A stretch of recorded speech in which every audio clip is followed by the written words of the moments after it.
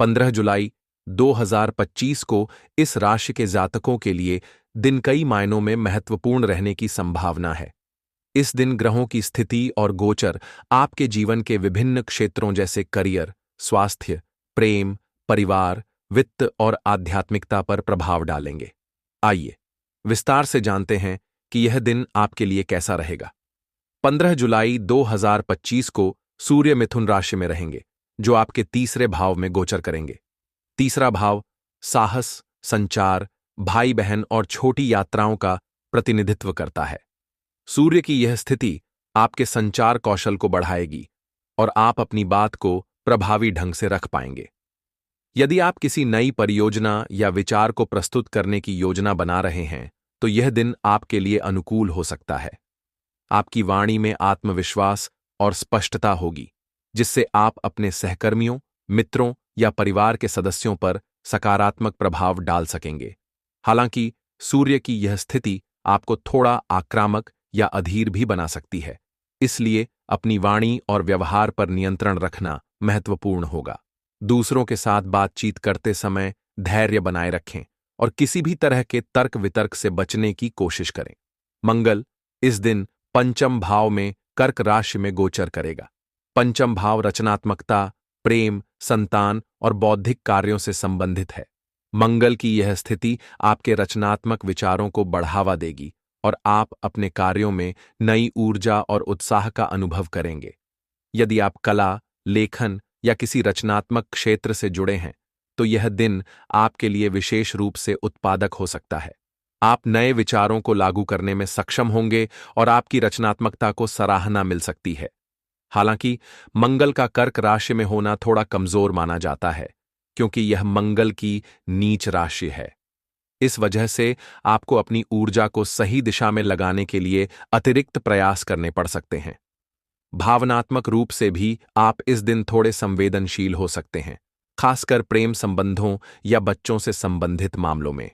बुध, जो संचार और बुद्धि का ग्रह है, इस दिन कर्क राशि में आपके चतुर्थ भाव में गोचर करेगा। चतुर्थ भाव घर, परिवार, माता और मानसिक शांति से संबंधित है। बुध की यह स्थिति आपके पारिवारिक जीवन पर ध्यान केंद्रित कराएगी। आप अपने परिवार के साथ अधिक समय बिताने की इच्छा महसूस करेंगे और घरेलू मामलों में आपकी रुचि बढ़ सकती है। यदि आप अपने घर को सजाने, नवीनीकरण करने या कोई नया सामान खरीदने की योजना बना रहे हैं, तो यह दिन इसके लिए उपयुक्त हो सकता है। हालांकि 18 जुलाई से बुध वक्री होने वाला है, जिसके प्रभाव इस दिन से थोड़ा पहले ही शुरू हो सकते हैं। इस वजह से आपको अपने निर्णय लेने में सावधानी बरतनी होगी। कोई भी बड़ा निवेश या महत्वपूर्ण निर्णय लेने से पहले सभी पहलुओं पर विचार करें। परिवार के साथ बातचीत में भी गलतफहमियां होने की संभावना है, इसलिए स्पष्ट और शांतिपूर्ण संवाद बनाए रखने की कोशिश करें। गुरु बृहस्पति, जो ज्ञान, समृद्धि और आध्यात्मिकता का ग्रह है, इस दिन मिथुन राशि में आपके तीसरे भाव में गोचर करेगा। गुरु की यह स्थिति आपके सामाजिक दायरे को बढ़ाएगी और आपकी लोकप्रियता में वृद्धि होगी। आप नए लोगों से मिल सकते हैं और आपके सामाजिक संपर्क मजबूत होंगे। यदि आप किसी सामाजिक या धार्मिक आयोजन में भाग लेने की योजना बना रहे हैं, तो यह दिन आपके लिए अनुकूल रहेगा। गुरु का प्रभाव आपको आशावादी और सकारात्मक बनाएगा, जिससे आप अपने लक्ष्यों को प्राप्त करने के लिए प्रेरित रहेंगे। यह समय आपके लिए नई चीजें सीखने और अपने ज्ञान को बढ़ाने के लिए भी अच्छा है। यदि आप किसी कोर्स, कार्यशाला या सेमिनार में भाग लेने की सोच रहे हैं, तो यह दिन आपके लिए सकारात्मक परिणाम दे सकता है। शुक्र, जो प्रेम, सौंदर्य और विलासिता का ग्रह है, इस दिन कर्क राशि में आपके चतुर्थ भाव में रहेगा। शुक्र की यह स्थिति आपके पारिवारिक जीवन को सुखद बनाएगी और आप अपने प्रियजनों के साथ अच्छा समय बिता सकेंगे। यदि आप अपने जीवन साथी के साथ रोमांटिक पल बिताने की योजना बना रहे हैं, तो यह दिन आपके लिए विशेष हो सकता है। अविवाहित लोगों के लिए भी यह दिन प्रेम संबंधों में प्रगति ला सकता है।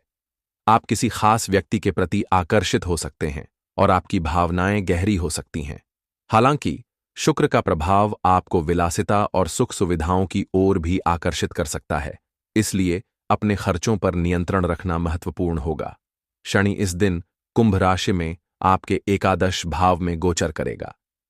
एकादश भाव लाभ, मित्रों और सामाजिक नेटवर्क से संबंधित है। शनि की यह स्थिति आपके लिए आर्थिक लाभ के अवसर ला सकती है। यदि आप किसी निवेश या व्यवसाय से संबंधित योजना बना रहे हैं तो यह दिन आपके लिए अनुकूल हो सकता है। हालांकि शनि का प्रभाव आपको मेहनत और अनुशासन की ओर भी ले जाएगा। आपको अपने लक्ष्यों को प्राप्त करने के लिए कड़ी मेहनत करनी पड़ सकती है, लेकिन यह मेहनत लंबे समय में फलदायी होगी। शनि का प्रभाव आपको अपने दोस्तों और सहकर्मियों के साथ गहरे और सार्थक संबंध बनाने में भी मदद करेगा। राहु और केतु, जो छाया ग्रह हैं, इस दिन क्रमशः आपके 11वें और 5वें भाव में गोचर करेंगे। राहु का 11वें भाव में होना आपके लिए आकस्मिक लाभ के अवसर ला सकता है। यदि आप किसी नई परियोजना या निवेश की योजना बना रहे हैं तो यह दिन आपके लिए सकारात्मक परिणाम दे सकता है। हालांकि राहु का प्रभाव आपको जोखिम लेने के लिए भी प्रेरित कर सकता है, इसलिए किसी भी बड़े निर्णय से पहले अच्छी तरह विचार करें। केतु का 5वें भाव में होना आपके रचनात्मक और आध्यात्मिक पक्ष को बढ़ाएगा। आप इस दिन आध्यात्मिक गतिविधियों की ओर आकर्षित हो सकते हैं और ध्यान या योग जैसे अभ्यास आपके लिए लाभकारी हो सकते हैं। स्वास्थ्य की दृष्टि से 15 जुलाई 2025 का दिन आपके लिए सामान्य रहेगा। सूर्य